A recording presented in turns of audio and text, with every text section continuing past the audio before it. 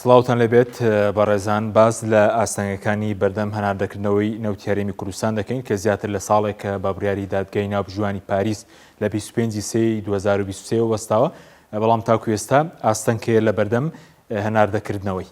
بەڵێ بینە سەر خەرجی نەوتی هەرێم یەکێک لەو کێشانەی کابوو لە بینی کۆمپانیای نەوتیەکان و هەرێم و لەگەڵ حکوومەتی عێراقی پرسی خەرجی نەوتە لە بودجەی عێراقدا خەرجی نەوت بەم شێوەیە دیاری کراوە بۆ بەرهەمێنانی نەوت 400,000 بەرمیل نەوت لە هەرێم ڕۆژانە بڵین بە کۆی گشتی ساڵەکەش دەکاتە 144 ملیۆن بەرمیل نەوت 2 تریلیۆن و 700 ملیار دینار دانراوە بۆ خەرجی بەرهەمێنان واتە هەر بەرمیلێک لە دەوروبەری 13 بۆ 14 دلار خەرجی بەرهەمێنانی بەردەکەوێت کە ئەمساڵ زیاد کراوە. ساڵی ڕابردوو هەر بەرمیلێک خەرجی بەرمیلێک نەوت 8 دلار بوو ئەمساڵ زیاد کراوە بۆ 13 بۆ 14 دلار. بۆ گواستنەوەی نەوتی هەرێمیش 1 تریلیۆن و 400 ملیار دینار دانراوە. بەڵێ لە بودجەی عێراقدا هەرێم پابند کراوە کە ڕۆژانە 400,000 بەرمیل نەوت هەناردە بکات و ڕادستی سۆمۆی بکات و لە ڕێگەی سۆمۆ هەناردەی بازارەکانی جیهان بکات و لە مانگێکیشدا دەکاتە 12 ملیۆن بەرمیل نەوت. بەرمیلێک نەوت بە 70 دلار خەمەنراوە هاوشێوەی عێراق کە نەوتی هەرێمیش دەگرێتەوە. بینە سەر داهاتی نەوتی هەرێم بە پێیەوەی کە لە بودجەی عێراق دیاری کراوە بە داهاتی مانگانەی نەوتی هەرێم 1 تریلیۆن و 108 ملیار دینار دەکات بە دیناری عێراقی و بە دۆلاریش مانگانە 840 ملیۆن دۆلار دەکات.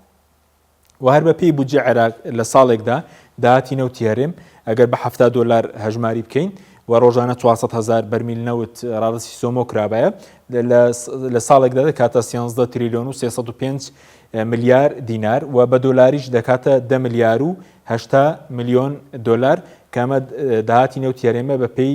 بودجەی عێراق. سەبارەت بە هەژماری نەوتی هەرێم هەر بە پێی بودجەی عێراق مادەی 13 بەرگەی یەکەم ئەلیف دەبێت داهاتی نەوتی هەرێم لە ژمارێکی بانکی دادەنرێت کە وەزارەتی دارایی عێراق لە بانکی ناوەندی دەیکاتەوە حکوومەتی ماوە بەسەرچووی هەرێم هیچ دەسەڵاتێکی بەسەردا نابێت و پێی ئەم بەرگەی بودجە دەبێت تەواوی داهاتی بەرهەمێنرا و داهاتی نەوتی خاو لە هەرێم بکرێتە سەر ئەو هەژمارە بەڵام لەبەرەوەی کە تاگوێت سەنەوتی هەرێم هەناردە نەکراوەتەوە ئەو هەژمارە هیچ بڕەپارەیەکی نەخراوەتە سەر و هەر بە پێی ئەم بەرگەیەش دەبێت سەرجەم هەژمارەکانی دیکە کە نەوتی هەرێم لە دەرەوەی وڵات هەبووە دابخرێن. بەڵێ بینە سەر داواکاری کۆمپانیای نەوتیەکان بۆ هەناردەکردنەوەی نەوت دیارێکێک لە لەمپەرەکانی بەردەم هەناردەکردنەوەی نەوت کۆمپانیای نەوتیەکانە کە داواکاریان هەیە پێدانی شایستەی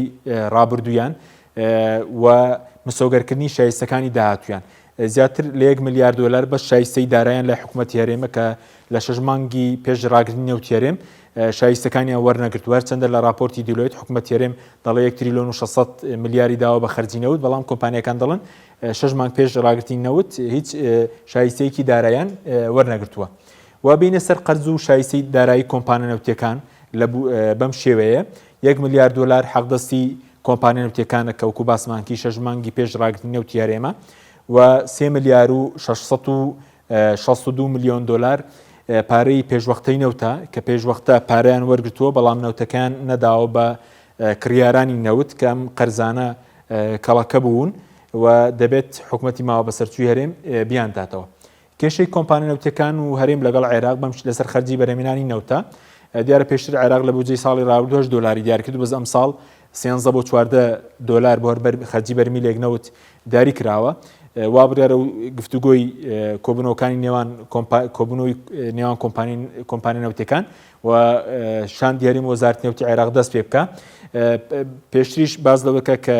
لەسەر بە شێوەیەکی نافەرمی لەسەر 20 دلارێک ڕێکەوتن بەڵام دوای ئەمە سەری نەگرت پێدەچێت لەسەر 13 بۆ 14 دلار ڕێکەوتنێک بکرێت و دەبێت گرێبەستەکانی شەموار بگرێتەوە. وەزارەتی نەوتی عێراق باسی لەوە کردووە بەپێی بڕیاری دادگای فیدراڵی کە لە 15 شوباتی 2022 دەرچووە دەبێت گرێبەستە نەوتیەکانی هەرێم هەموار بکرێنەوە لەبەرەوەی کە یاسای نەوت و غاز هەڵوەشێنراوەتەوە و تاکو ئێستاش حکوومەتی ماوە بەسەرچووی هەرێم گرێبەستە نەوتیەکانی ڕادستی عێراق نەکردووە. ئەمە کۆمەڵێک ئاستەنگ بوون کە ئاستەنگی سەرەکی خەرجی بواری نەوتەوە ئێستا نەوتی هەرێمی کوردستان لەبەرەوەی کە ڕاستی سۆمۆژ ناکرێت بە تاڵان دەبرێت و داهاتەکەی نازانرێت چی لێ دەکرێت هەرچەندە ئێستا زیاتر لە 370 بەرمیل نەوت ڕۆژانە لە هەرێم بەرهەم دەهێنرێت و لە ناوخۆدا لە بینی 30 بۆ 40 دلار دەفرۆشرێت کە داهاتەکەی زیاتر لە 400 ملیار دیناری مانگانەیە، بەڵام نازانرێت چی لێ دەکرێت و بەتاڵان دەبرێت و بۆ موچە و پرۆژەکان خەرج ناکرێت. بەخوای گەورەتان سپێرین، خواتان لەگەڵ.